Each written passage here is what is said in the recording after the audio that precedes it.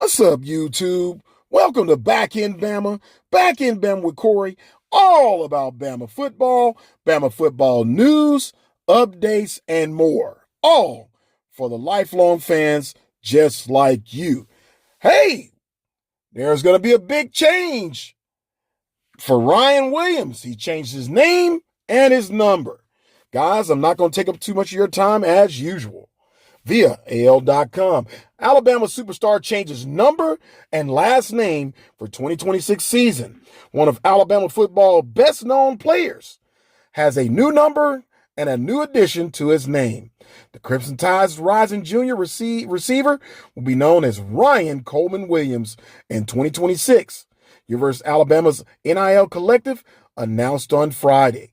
Coleman Williams, who added his mother's Tiffany Coleman's last name to the front of his own, will wear number 1 as well. He done number 2 for the first 2 seasons of his Alabama career. So we might as well say he's getting a fresh start with a new name and a new number. Hitting the reset button, guys. Give me a Roll Tide. Now, the Saraland product is no stranger to his new number. He wore number 1 in high school and on his way to becoming a 5-star recruit. Isaiah Horton was the previous offensive number 1 for Alabama. He transferred to Texas A&M this offseason, opening the door for Coleman Williams. That's right, Ryan Coleman Williams wore both parts of his last name written on his eye black during the Crimson Tide's win over Tennessee in 2025. He was asked about the meaning after the game. "It's both of my last names," Coleman Williams said. "I just wanted to represent.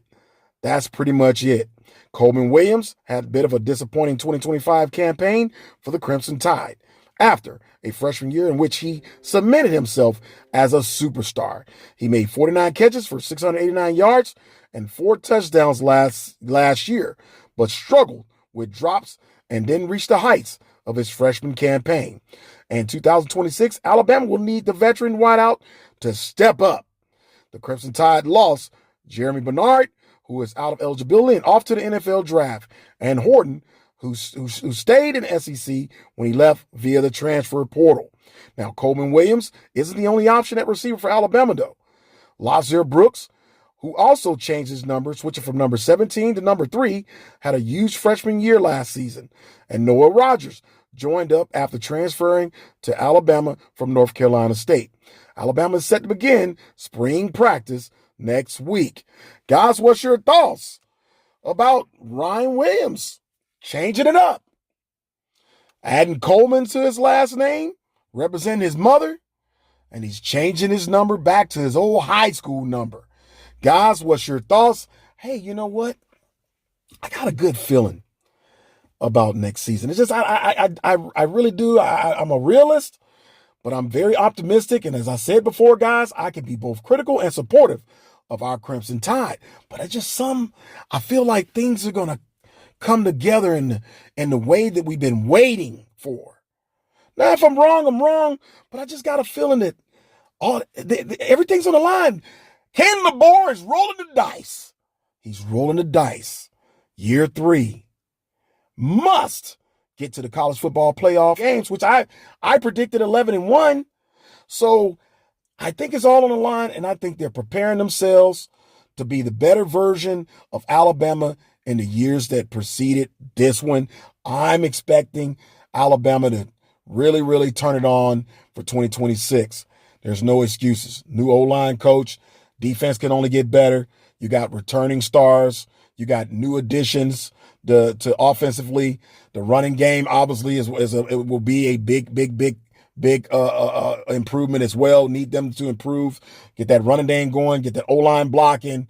The defense is doing their thing. And special teams. Can't say enough about that. Get the balls off. Make the extra points. Get the points on the board. We need to kick field goals and get the defense off the field.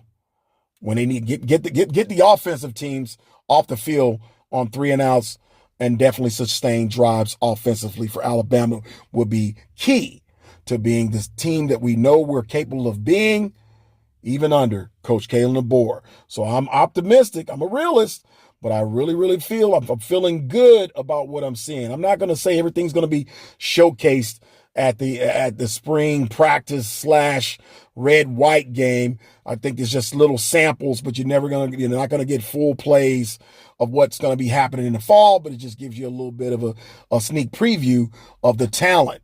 So guys, you leave a comment. And remember, back in Bama with Corey, all about Bama football. Hit that subscribe button. Subscribe to Back in Bama with Corey, all about Bama football. Turn on all notifications and hit that like button.